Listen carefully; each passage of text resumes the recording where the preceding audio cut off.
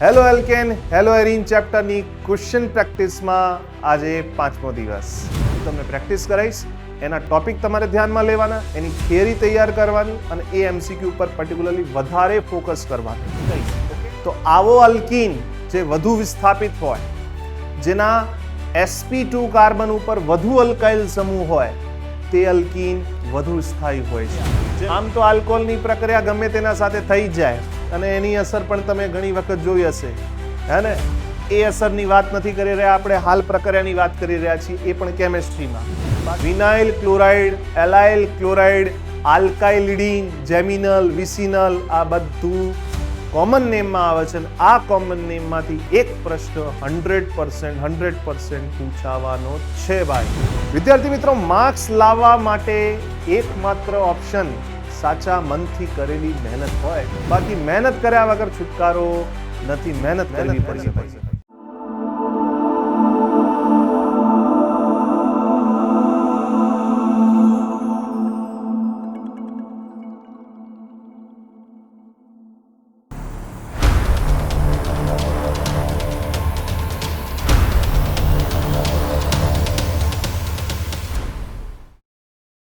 નમસ્કાર વિદ્યાર્થી મિત્રો, કેમ છો? મજામાં ને? હેલો એલ્કેન હેલો એરીન ચેપ્ટરની ક્વેશ્ચન પ્રેક્ટિસમાં આજે 5મો દિવસ. ઉમ્મીદ કરું છું કે આપને જે પણ પ્રશ્નો હું કરાવી રહ્યો છું એ આપને ચોક્કસથી આપની તૈયારીમાં મદદ સ્વરૂપ બની રહ્યા હશે. ક્વેશ્ચન પ્રેક્ટિસની સિરીઝમાં બોર્ડ અને ગુજકેટ માં જે પૂછાયેલા પ્રશ્નો આપણે અહીંયા સોલ્વ કરી રહ્યા છીએ, એનાથી ચોક્કસ આપણને આઈડિયા લાગે છે કે બોર્ડ અને ગુજકેટના જે પણ પેપર બને છે એમની માનસિકતા શું હોય છે.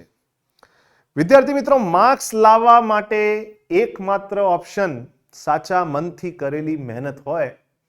સાચા મનથી તમે જો મહેનત કરશો તો 100% તમને સારામાં સારું પરિણામ લાવવાથી કોઈ રોકી નહીં શકે.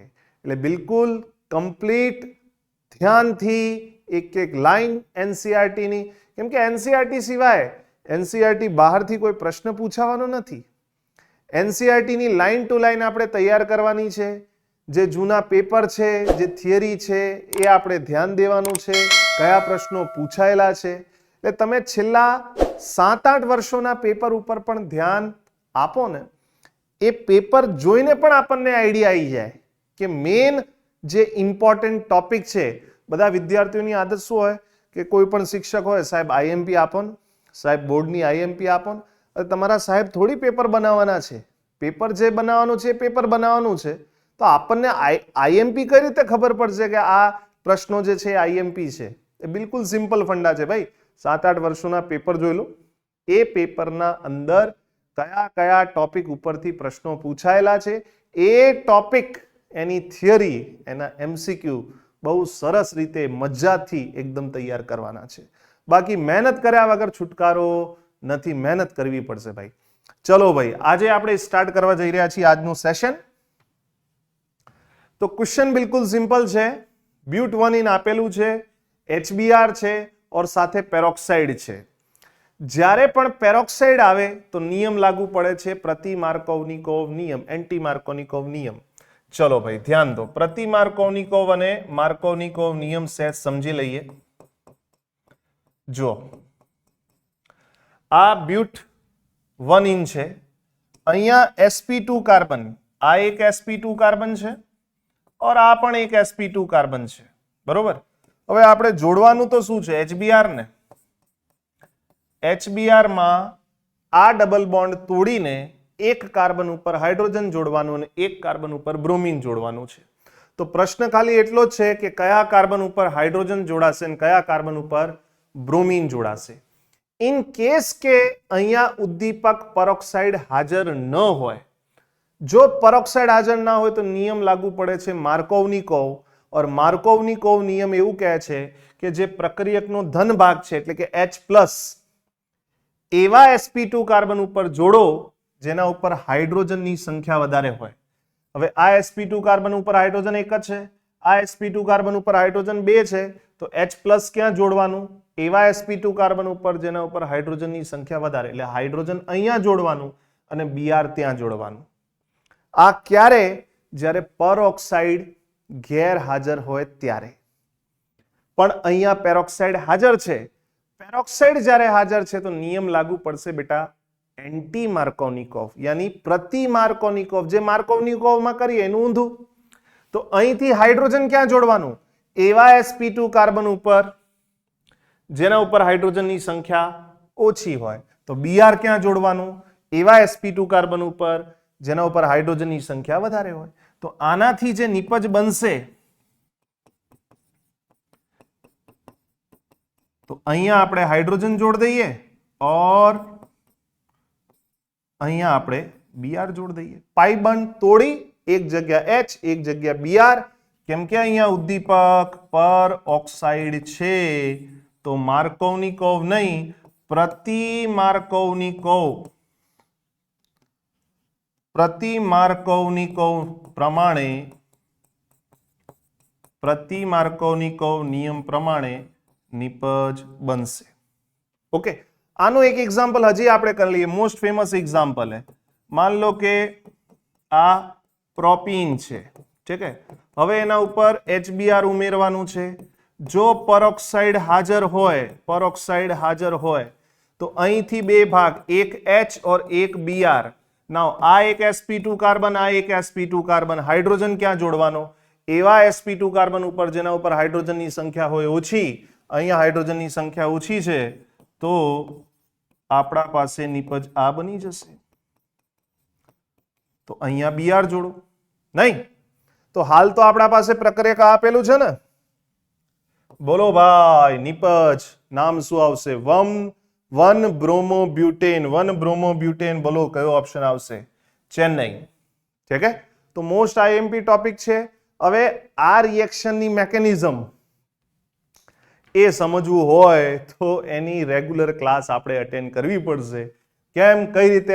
કેમ કે આમાં ફ્રી રેડિકલ બનતું હોય. ઠીક है. પછી જ્યારે માર્કોનિકોવ નિયમ આવે તો પાછું પલટાઈ જાય, કેમ કે ત્યાં કાર્બોકેટાયન બનતું હોય. હવે એ બધી જ વસ્તુઓ કેવું હોય, થોડીક ડિટેલમાં ચર્ચાનો વિષય છે, એટલે એના ઉપર હાલ આપણે જતા નથી. તમે ખાલી એટલું યાદ રાખો કે માર્કોનિકોવ યાની શું? કે જે પ્રક્રિયકનો હાઇડ્રોજન છે H+ છે, યા હાઇડ્રોજન વાળો ભાગ એવા sp2 કાર્બન ઉપર જોડો જેના ઉપર હાઇડ્રોજનની સંખ્યા ઓછી, અને Br વાળો ભાગ ક્યાં જોડવાનો? એવા sp2 કાર્બન ઉપર જેના ઉપર હાઇડ્રોજનની સંખ્યા વધારે છે. કે ચલીએ આગળ વધીએ.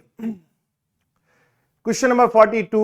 નીચેની પ્રક્રિયા થવાથી મુખ્ય નિપજ જણાવો. પ્રક્રિયા બિલકુલ સિમ્પલ તમારા સામે લખેલી છે. CH3CH2 CH2CH Br और CH3. નાउ અહીંયા તમે પ્રક્રિયક ધ્યાનથી જુઓ ભાઈ. પ્રક્રિયક અહીંયા ધ્યાનથી જુઓ. KOH અને ઇથેનોલ આપેલા છે. તો KOH અને ઇથેનોલનું કામ છે બીટા વિલોપન કરવું. બીટા વિલોપન અથવા તમે એને કહી શકો ડીહાઇડ્રોહેલોજિનેશન. ડી મતલબ દૂર કરવું, હાઇડ્રોજન દૂર કરવું, હેલોજન દૂર કરવું. તો આખું શું કહેવાય? ડીહાઇડ્રોહેલોજિનેશન. તો કયા કાર્બનથી હાઇડ્રોજન, કયા કાર્બનથી હેલોજન? ભાઈ નંબરિંગ કરી નાખો. નહીં જો જે કાર્બન તમારો હેલોજન ધરાવે છે ને એ કાર્બનને તમે નંબર આપી દો અલ્ફા, એનું નામ આપી દો અલ્ફા. કયા કાર્બનને ભાઈ? જે હેલોજન ધરાવે છે તો આલ્ફા થઈ ગયું. એના બાજુવાળા કાર્બન જે પણ છે એને નામ આપી દો બીટા. ઓકે, જે કાર્બન હેલોજન ધરાવે એને અલ્ફા નામ આપી દીધું. એના આજુબાજુવાળા જે પણ કાર્બન હોય એને બીટા નામ આપી દીધું. તો આલ્કોહોલિક KOH જ્યારે પણ આવે બેટા, આવું ચોપડીમાં સ્પષ્ટપણે લખેલું છે, આલ્કોહોલિક KOH આવે તો અલ્ફા કાર્બનથી હેલોજન और बीटा કાર્બનથી હાઇડ્રોજન. હવે બીટા કાર્બન આય છે, બીટા કાર્બન આય છે, તો નિપજ બે પ્રકારની બનશે. એક જેમાં અહીંથી હેલોજન और અહીંથી હાઇડ્રોજન દૂર કરીએ તો એ નિપજ કઈ હોય? CH3CH2CH double bond CH3. એક નિપજ આ બની હશે, અહીંથી બ્રોમીન, અહીંથી હાઇડ્રોજન. और બીજી નિપજ શું બનશે? જેમાં CH3 CH2 CH2 CH double bond CH2 એટલે કે અહીંથી હેલોજન और અહીંથી હાઇડ્રોજન. તો બે નિપજ બની છે. એક છે બ્યુટ, સોરી બ્યુટ નહીં, પેન્ટ, હે ને 5 કાર્બન છે ને ભાઈ, તો પેન્ટ, પેન્ટ 2 इन और एक निपज बनी છે પેન્ટ 1 इन. હવે આ જે બે નિપજ બની છે એ બે નિપજમાંથી મુખ્ય નિપજ આપણાથી પૂછાય તો મુખ્ય નિપજ કઈ? તો આવો અલ્કીન જે વધુ વિસ્થાપિત હોય, જેના sp2 કાર્બન ઉપર વધુ અલ્કાઇલ સમૂહ હોય, તે અલ્કીન વધુ સ્થાયી હોય છે. જેમ કે અહીંયા તમે ધ્યાનથી જુઓ, આ sp2 કાર્બન और આ પણ sp2 કાર્બન, તો આના ઉપર અલ્કાઇલ ગ્રુપ 1 और એના ઉપર અલ્કાઇલ ગ્રુપ 1, એટલે ટોટલ અલ્કાઇલ ગ્રુપ કેટલા થયા? 2. જ્યારે આ કિસ્સામાં જો આ sp2 કાર્બન સાથે કોઈ અલ્કાઇલ ગ્રુપ જોડાયેલો નથી, જ્યારે આ sp2 કાર્બન સાથે એક અલ્કાઇલ ગ્રુપ જોડાયેલો છે. તો અહીં એક અલ્કાઇલ ગ્રુપ છે, જ્યારે ઉપરવાળામાં બે અલ્કાઇલ ગ્રુપ છે. જો અલ્કીનના sp2 કાર્બન ઉપર જેટલા વધારે અલ્કાઇલ ગ્રુપ હોય એ નિપજ વધુ સ્થાયી હોય છે. આ નિયમ છે કયો? સેટ્ઝેફ. કયો નિયમ? સેટ્ઝેફ નિયમ. ઠીક છે. હવે આ સેટ્ઝેફ વૈજ્ઞાનિકનું નામ છે. હવે એ વૈજ્ઞાનિકે કેમ એવું કીધું કે વધુ વિસ્થાપિત અલ્કીન જે હોય એ વધુ સ્થાયી હોય? જો તમને કારણ ખબર હોય તો તમે ચોક્કસથી કમેન્ટ બોક્સમાં લખશો. બાકી હાલ હું અહીંયા બતાવી દઉં છું કે વધુ સ્થાયી પેન્ટ 2 इन છે. તો બતાવો તો ભાઈ પેન્ટ 2 इन ક્યાં આપેલું છે? યસ. કઈ જગ્યાએ? બોમ્બે. એટલે નિપજ તો આય બનશે, આય બને છે, પણ ક્વેશ્ચનમાં મુખ્ય નિપજ લખેલું છે ભાઈ, મુખ્ય નિપજ. તો મુખ્ય નિપજ કઈ? પેન્ટ 2 इन, જે સેટ્ઝેફ નિપજ પણ કહેવામાં આવે છે. ચલિए ભાઈ આગળ આવી જાઓ. ટોલ્યુઇન હેલોજન સાથે ટોલ્યુઇનની પ્રક્રિયા, ટોલ્યુઇન કોને કહેવાય ભાઈ? જ્યારે બેન્ઝીન ઉપર CH3 ગ્રુપ હાજર હોય બેટા તો એને ટોલ્યુઇન કહેવાય છે. ટોલ્યુઇન સાથે આયરન ક્લોરાઇડ FeCl3 ની હાજરીમાં ઓર્થો અને પેરા હેલોજન સંયોજન આપે છે આ પ્રક્રિયા. હવે FeCl3 એકલો ના હોય, ટોલ્યુઇન હેલોજન સાથે, હવે હેલોજન કયો? તો માન લો કે ક્લોરીન લઈ લઈએ, તો ટોલ્યુઇનની પ્રક્રિયા ફેરિક ક્લોરાઇડ સાથે Cl2 ની હાજરીમાં કરાવવામાં આવે તો આ નિપજ બેટા આ બને છે. એક ઓર્થોક્લોરોટોલ્યુઇન और બીજું બને છે કયું? તો પેરાક્લોરોટોલ્યુઇન. એક ઓર્થોક્લોરોટોલ્યુઇન और એક પેરાક્લોરોટોલ્યુઇન. હવે આ રિએક્શનનું નામ પૂછ્યું છે કે આ રિએક્શનનું મેકેનિઝમ કઈ છે? તો ભાઈ બિલકુલ સિમ્પલ રિએક્શન છે. જો આ ફેરિક ક્લોરાઇડ જે છે ને બેટા એ લુઇસ એસિડ છે. કયો એસિડ છે? Lewis acid. और આ શું કરે? આ ક્લોરીન જે છે ને એમાંથી ઇલેક્ટ્રોન પેર ખેંચી લે. આ FeCl3 નું કામ શું? અહીંથી ઇલેક્ટ્રોન પેર, આખો ક્લોરાઇડ અહીંથી ઇલેક્ટ્રોન પેર ખેંચી લે. તો અહીં FeCl4 માઇનસ બને વત્તા Cl પ્લસ બને. Cl પ્લસ જે છે ને બેટા આ રિએક્શન માટે ઇલેક્ટ્રોફાઇલ છે, ઇલેક્ટ્રોન અનુરાગી છે. ઠીક है. और આ જે ઇલેક્ટ્રોફાઇલ છે ને એ જ ઇલેક્ટ્રોફાઇલ આ ટોલ્યુઇનની ઓર્થો કાં તો પેરા કાં તો ઓર્થો પોઝિશન ઉપર જોડાય છે. આ Cl પ્લસ કાં તો ઓર્થો ઉપર જોડાશે કાં તો પેરા ઉપર જોડાશે और ત્યાંથી વિસ્થાપિત કરશે કોને? હાઇડ્રોજનને. કેમ કે અહીંયા હાઇડ્રોજન હોય ને ભાઈ, અહીં હાઇડ્રોજન નહીં હોય, અહીં હાઇડ્રોજન હોય, એને હટાઈને Cl પ્લસ જોડાઈ જાય, H પ્લસ ને હટાઈ Cl પ્લસ જોડાઈ જાય, એટલે H પ્લસ दूर થાય और Cl प्लस जोड़ाए. तो H प्लस मीन्स इलेक्ट्रॉन अनुरागी. एक इलेक्ट्रॉन अनुरागी बीजा इलेक्ट्रॉन अनुरागी ने हटावे छे तो प्रक्रियाનું નામ, એને વિસ્થાપિત કરે છે તો પ્રક્રિયાનું નામ ઇલેક્ટ્રોન અનુરાગી વિસ્થાપન પ્રક્રિયા. હવે આ રિએક્શન બહુ ઇમ્પોર્ટન્ટ છે, કેમ કે આના જેવી એક રિએક્શન હજી છે. શું રિએક્શન છે એ પણ સમજી લો કે ભાઈ જો તમને ટોલ્યુઇન આપી દે બેટા, તો ટોલ્યુઇન સાથે તમને જો ત્યાં Cl2, આનું ક્લોરિનેશન જ કહેવાય. આ ક્લોરિનેશન જો પ્રકાશની હાજરીમાં કરવાનું હોય તો બેટા sp3 કાર્બન સાથે પ્રક્રિયા કરાવવાની, મુક્ત મૂલક હેલોજિનેશન કહેવાશે. એટલે આનાથી નીપજ આપણા પાસે બેન્ઝાઇલ ક્લોરાઇડ મળશે. એટલે અહીં હાઇડ્રોજન હટાવીને ત્યાં Cl જોડવાનું છે, HCl. આ મુક્ત મૂલક હેલોજિનેશન છે ભાઈ, મુક્ત મૂલક હેલોજિનેશન. જ્યારે આ જ ટોલ્યુઇન ઉપર ક્લોરિનેશન હું ઉદ્દીપક બદલી કાઢું, FeCl3 લઈ લઉં તો Cl2 પ્લસ FeCl3 હાલ મેં બતાવ્યું શું બનાવશે, Cl પ્લસ.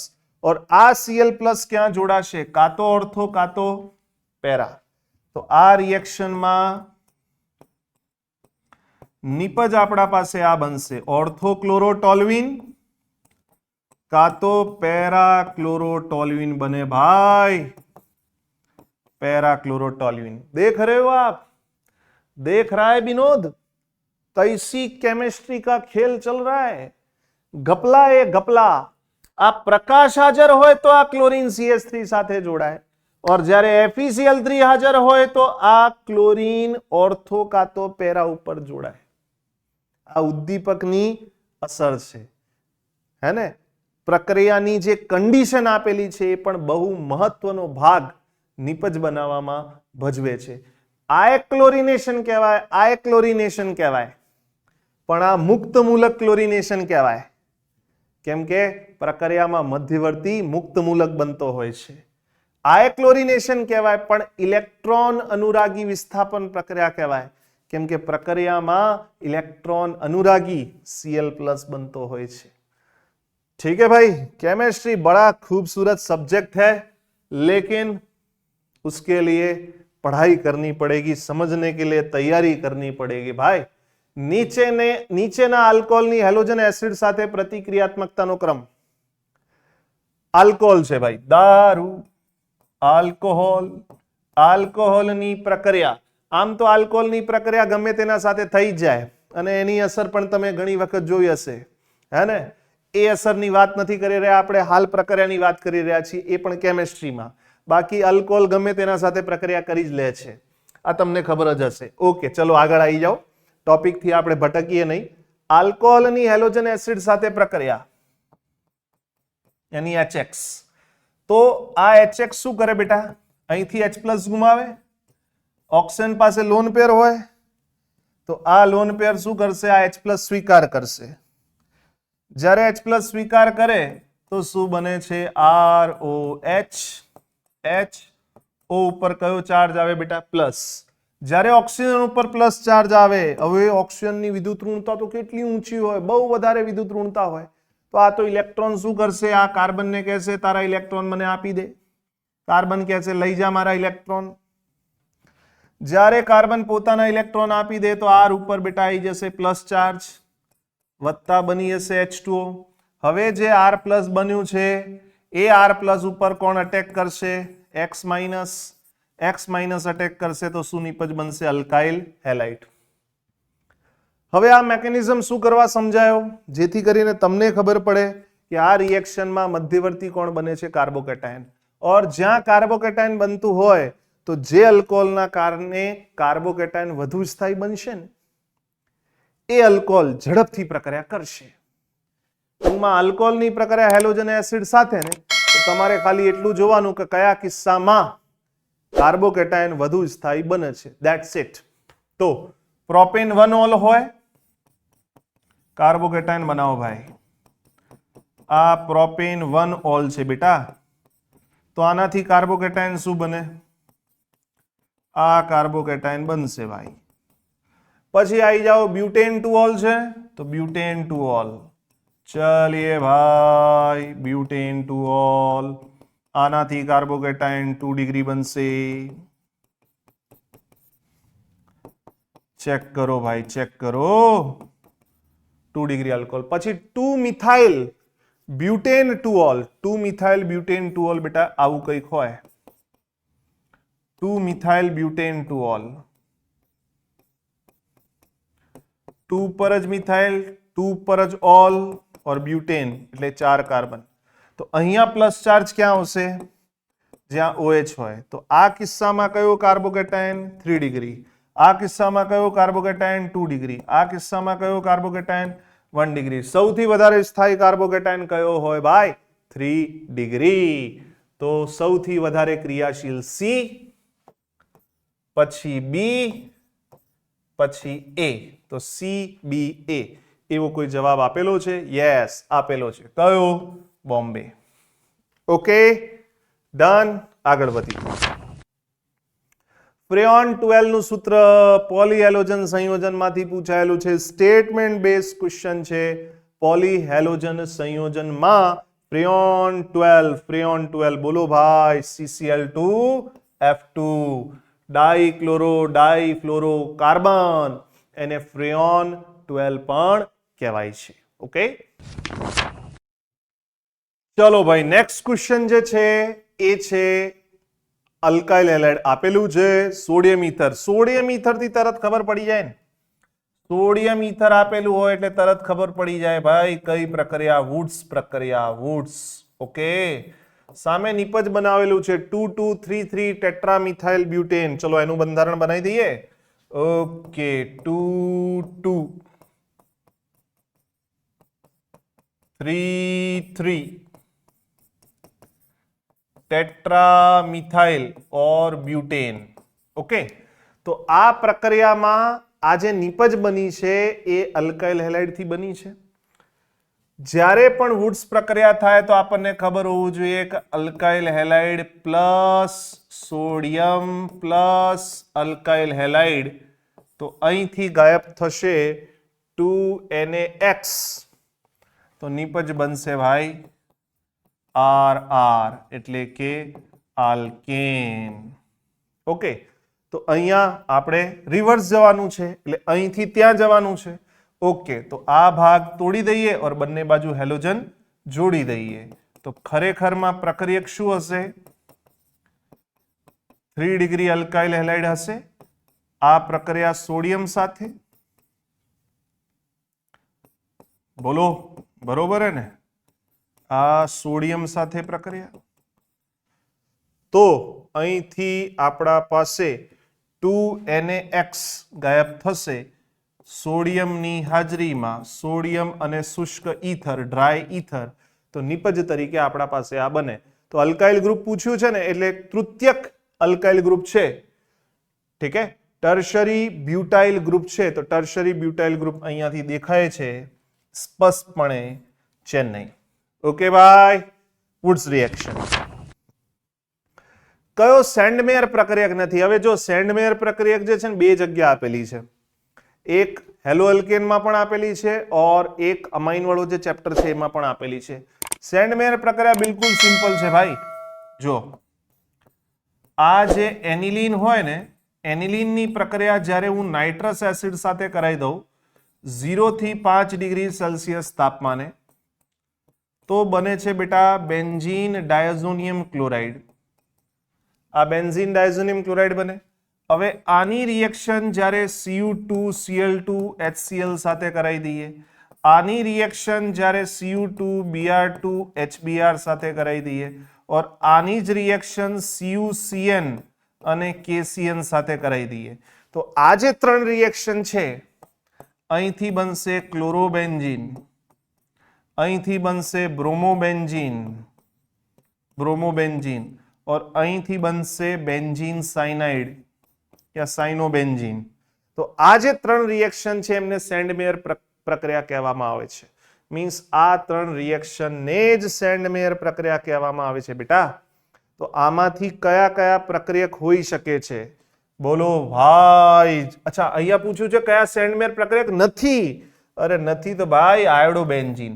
આયોડોબેન્ઝીન ના બને એટલે કે ક્યુપ્રસ આયોડાઇડ અને KI એ સેન્ડમેયર પ્રક્રિયક નથી. અચ્છા પ્રશ્ન એ છે કે આયોડોબેન્ઝીન બનાવવાનો હોય તો તો માત્ર એને KI સાથે ગરમ કરવાનું હોય છે. KI સાથે ગરમ કરશો તો આયોડોબેન્ઝીન બની જશે. પણ આ પ્રક્રિયાને સેન્ડમેર પ્રક્રિયા ના કહેવાય. સેન્ડમેર નામના વૈજ્ઞાનિક ઉપર આધારિત જે પ્રક્રિયાઓ છે આ 3 જ છે. ઓકે. અચ્છા, સ્ટેટ બોર્ડમાં એક વખત આવો પ્રશ્ન પૂછાયેલો કે BDC એટલે કે benzene diazonium chloride, BDC benzene diazonium chloride જ્યારે આ પ્રક્રિયા કરે તો સાથે કઈ વાયુ મુક્ત થાય? તો નાઇટ્રોજન વાયુ મુક્ત કરે છે. ઠીક હે ભાઈ? તો આ પણ તમારે ધ્યાન રાખવાનું છે. ઓકે, ચલીએ ભાઈ આગળ વધીએ. હવે સંયોજન જે પ્રકાશની હાજરીમાં હવા દ્વારા ધીમે ધીમે અત્યંત વિષાળુ વાયુ કાર્બોનિલ ક્લોરાઇડમાં ઓક્સિડેશન પામે છે, આવું ચોપડીમાં લખેલું છે. અગેન પોલીહેલોજન સંયોજનનો બહુ જ અગત્યનો પ્રશ્ન કે જ્યારે ક્લોરોફોર્મ હોય એ ક્લોરોફોર્મને નિશ્ચેતક તરીકે વપરાય. ક્લોરોફોર્મનું પ્રકાશની હાજરીમાં બેટા ઓક્સિડેશન થાય તો આ બની જાય છે COCl2 और COCl2 જે છે એને કહેવાય છે ફોસ્જીન. આ ફોસ્જીન વાયુ છે જે અત્યંત વિષાળુ હોય છે. ઠીક હે? એ ક્લોરોફોર્મના ઓક્સિડેશન ના કારણે હોય છે. એટલે જ ક્લોરોફોર્મ જે પણ હોય ને એ લેબોરેટરીમાં જ્યારે સંગ્રહિત કરવામાં આવે તો ડાર્ક કલરની બોટલ હોય. ઠીક હે? એ ડાર્ક કલરની બોટલમાં સંગ્રહિત કરવામાં આવે છે કેમ કે પ્રકાશની હાજરીમાં એનું ઓક્સિડેશન થઈ જાય છે. તો આપણા પાસે જવાબ કયું આવશે ભાઈ? જવાબ બોલો, ટ્રાઇક્લોરોમિથેન. યેરા ટ્રાઇક્લોરોમિથેન, કેમ કે ટ્રાઇક્લોરોમિથેન યાની કે CHCl3. ઓકે, તો ક્લોરોફોર્મ અહીંયા જવાબ આવી જશે. આગળ આવી જાઓ. નીચેની પ્રક્રિયામાં બી શું છે? ભાઈ અલ્કોહોલ છે. અલ્કોહોલની પ્રક્રિયા PX3 સાથે ફોસ્ફરસ ટ્રાઇહેલાઇડ સાથે. આ જે રિએક્શન છે એ હેલો આલ્કેનની બનાવટમાં ચોપડીમાં શરૂઆતમાં જ આપેલી છે. તો અલ્કોહોલની પ્રક્રિયા PX3 સાથે તો આપણા પાસે નિપજ જે બનશે RX 3RX વત્તા સાથે જે નિપજ બનશે જો અહીંથી 3OH કેમ કે 3R અને 3 હેલોજન એટલે 3 અલ્કાઇલ હેલાઇડ બની ગયા. તો 3OH અને 1 ફોસ્ફરસ. તો આ બને બેટા ખરેખરમાં POH હોલ થ્રાઇસ. પણ POH હોલ થ્રાઇસ તે લખાય કઈ રીતે? તો H3PO3. એટલે આને શું કહેવાય? ફોસ્ફોરસ એસિડ. ખબર પડે છે? એટલે ફોસ્ફોરસ એસિડ બનશે. ફોસ્ફરસ એસિડ એટલે H3PO3. ભાઈ ઉતાવળમાં ફોસ્ફોરિક એસિડ ના કરી દેતા કેમ કે જવાબ એનું આવશે ચેન્નઈ. સર ફોસ્ફોરિક એસિડનું સૂત્ર એ બેટા H3PO4 હોય છે. ઓકે, એ ફોસ્ફોરિક એસિડ હોય. મેટાફોસ્ફોરિક એસિડ હોય એટલે HPO3 હોય. ચલો કમેન્ટ બોક્સમાં લખી કાઢો ફટાફટથી પાયરોફોસ્ફરસ એસિડનું સૂત્ર શું હશે? આનો જવાબ આવશે ભાઈ ફોસ્ફરસ એસિડ H3PO3. અચ્છા, આવી એક રિએક્શન હજી છે. આ જ અલ્કોહોલની રિએક્શન જ્યારે PX5 સાથે કરાવવામાં આવે તો એક અલ્કાઇલ હેલાઇડ બને છે, એક POX3 બને છે વત્તા HCl બને છે. ઠીક હે? યા HX બને છે. HX હે ને, કેમ કે હેલોજન તરીકે આપણે X લીધું છે ને. POX3 ને કહેવામાં આવે છે ફોસ્ફરસ ઓક્ઝીહેલાઇડ. ફોસ્ફરસ ઓક્ઝીહેલાઇડ. તો ઘણી વખત કેવું હોય સ્ટેટ બોર્ડ ગુજકેટમાં આવાય પ્રશ્નો પૂછી લેતા હોય છે કે જ્યાં સાઈડ નિપજ, મેઇન નિપજ તો આ રહી અલ્કાઇલ હેલાઇડ, પણ સાથે શું બની રહ્યું છે? જેમ કે આ પ્રશ્નમાં કે ભાઈ બી શું છે? અલ્કાઇલ હેલાઇડ તો બને જ છે, સાથે શું છે? Phosphorus acid. તો PX3 સાથે તો H3PO3 બનશે. કોના સાથે ભાઈ? PX3 સાથે તો H3PO3 બનશે. પણ PX5 સાથે શું બનશે? POX3. જેમાં X તરીકે ક્લોરીન હોય કાં તો બ્રોમીન હોય. તો અહીંથી બની શકે POCl3 કાં તો બની શકે POBr3. ફોસ્ફરસ ઓક્ઝીક્લોરાઇડ કાં તો ફોસ્ફરસ ઓક્ઝી બ્રોમાઇડ. આવા પ્રશ્નો પણ પૂછાતા હોય છે. ચલો ભાઈ. Okay, vinyl chloride. વિનાઇલ ક્લોરાઇડમાં કેટલા સિગ્મા અને પાઈ બંધ હોય છે? વિનાઇલ ક્લોરાઇડ મેં પહેલા જ કીધેલું છે, એક પ્રશ્ન કાયદેસર અહીંથી પૂછાવાનો છે, એ છે કોમન નેમ. 100% પૂછાશે. Vinyl chloride, allyl chloride, alkylidene, geminal, vicinal, આ બધું કોમન નેમમાં આવે છે અને આ કોમન નેમમાંથી એક પ્રશ્ન 100% પૂછાવાનો છે ભાઈ. તો વિનાઇલ ક્લોરાઇડ એટલે CH2 CH ઓર અહીંયા Cl. મેં વ્યાખ્યા પણ પહેલા આપેલી છે કે જે કાર્બન હેલોજન ધરાવે અલ્ફા, પછી વાળો કાર્બન બીટા, જ્યારે પણ અલ્ફા બીટા વચ્ચે ડબલ બોન્ડ આવી જાય મીન્સ આ વિનાઇલ છે. જ્યારે પણ બીટા ગેમા વચ્ચે ડબલ બોન્ડ આવી જાય એને અલાઇલ કહેવામાં આવે છે. તો આ વિનાઇલ છે ભાઈ. તો આમાં આપણે ગણીએ કે ભાઈ પાઈબંધ કેટલા છે? પાઈબંધ કેટલા છે? કેટલા દેખાય છે ભાઈ? એક જ દેખાય છે ને. સિગ્મા બંધ કેટલા છે? તો સિગ્મા બંધ ગણ લઈએ. 1 2 બે હાઇડ્રોજન ઓલવેઝ સિગ્મા બોન્ડ જ બનાવે. હાઇડ્રોજન અહીંયા સિગ્મા, તો 3 હાઇડ્રોજન અને 2 આ બોન્ડ થઈ ગયા. તો 3 અને 2 5, યાની સિગ્મા બોન્ડ કેટલા ભાઈ? 5. સિગ્મા બંધ થઈ ગયા 5. ઠીક છે. તો 1 પાઈ બંધ અને 5 સિગ્મા બોન્ડ. ચલિए ભાઈ, જવાબ થઈ જશે દિલ્હી. અને આમ હેલો એલ્કેન હેલો એરીનના મારા તરફથી જે મોસ્ટ આઈએમપી પ્રશ્નો સ્ટેટ બોર્ડ અને ગુજકેટના હતા એ મેં અહીંયા કરાવવાનો પ્રયાસ કર્યો છે. છતાંય તમને એવું લાગે છે કે આ પર્ટિક્યુલર ટોપિક સાહેબ ખબર ના પડી, એનો એક ડિટેલ્ડ વિડીયો બનાવો, એ પણ આપ કમેન્ટ બોક્સમાં ચોક્કસથી લખજો. હું પ્રયાસ કરીશ કે એ ટોપિક ઉપર પણ બહુ સારી રીતે તમને વિડીયો બનાવી આપું. હવે જો જે રીતે હેલો એલ્કેન હેલો એરીનમાં હાલ આપણે બોર્ડ અને ગુજકેટના પ્રશ્નો કર્યા, આ જ રીતે ટૂંક સમયમાં હું આપના માટે નીટની પ્રેક્ટિસ સિરીઝ પણ લઈને આવીશ. ઓકે, સો બી રેડી. જે હેલો એલ્કેન હેલો એરીન ચેપ્ટરમાં નીટમાં હાલ સુધી જેટલા પણ પ્રશ્નો પૂછાયા હોય એ પ્રશ્નોની આખી સિરીઝ પણ હું તમારા માટે લઈને આવવાનો છું. તો ચોક્કસથી આપ આ પ્રશ્નો સારી રીતે તૈયાર કરો, એના ટોપિક તૈયાર કરો. હવે જે આપણે ચેપ્ટર સ્ટાર્ટ કરીશું સરપ્રાઈઝ. ઓકે, ચલીએ ભાઈ. તો નેક્સ્ટ ચેપ્ટર જે પણ હોય એ પણ આ જ રીતે બોર્ડ અને ગુજકેટમાં પૂછાયેલા જૂના પ્રશ્નો હું તમને પ્રેક્ટિસ કરાવીશ. એના ટોપિક તમારે ધ્યાનમાં લેવાના, એની થિયરી તૈયાર કરવાની અને એ એમસીક્યુ ઉપર પર્ટિક્યુલરલી વધારે ફોકસ કરવાનું. Okay, till then bye bye, મળીએ.